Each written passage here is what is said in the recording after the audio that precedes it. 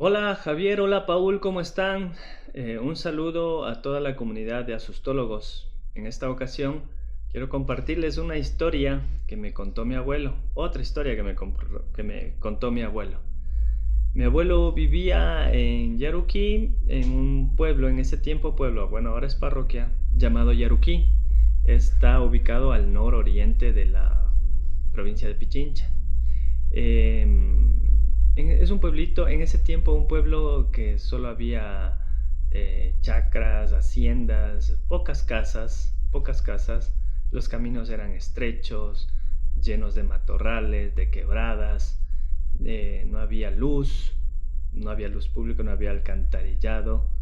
La gente, para poder movilizarse en la noche, cuando no había luna llena, en la noche tenían que utilizar los candelabros de queroseno en ese tiempo.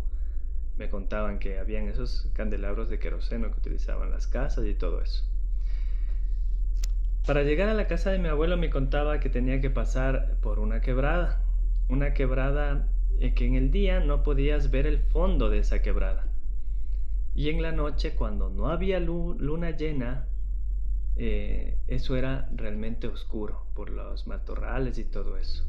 Era tétrico y todo eso. Mi abuelo, en una ocasión, en una fiesta de pueblo, se quedó con los amigos pegándose los tragos.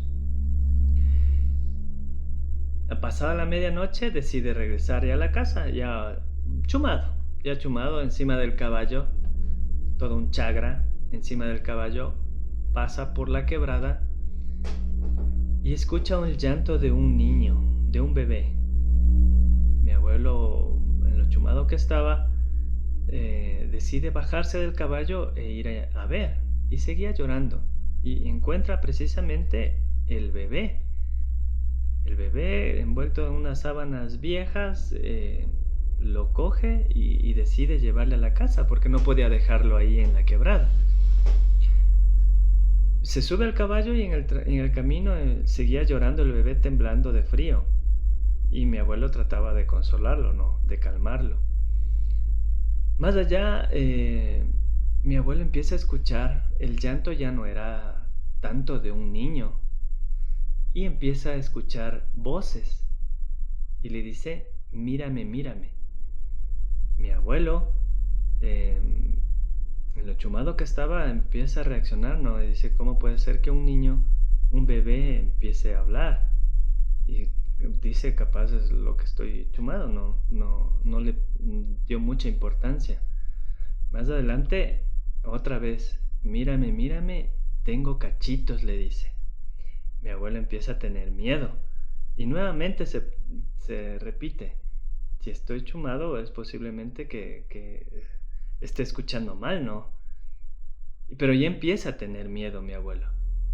Entonces, si continúa y más allá, con una voz más ronca, le dice, mírame, mírame, tengo uñitas. Mi abuelo en ese momento empezó a temblar del miedo y empieza a regresar a ver al bebé sigilosamente, y ya no era un bebé.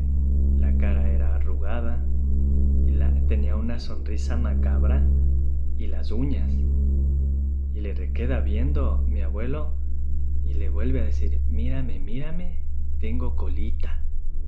Le regresa a ver la cola y claro, mi abuelo se espanta y empieza y le bota, pues, o sea, le coge al bebé, ya no era bebé, y le bota.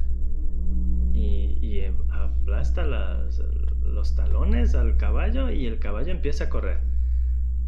Se le pasó la chuma, me imagino, ¿no? Y empieza a correr el caballo a toda velocidad y mi abuelo decía que escuchaba atrás la sonrisa macabra, la risa macabra y los pasos que le seguían. Entonces mi abuelo regresa a ver y claro, atrás del caballo le seguía el diablito se puede decir, ¿no?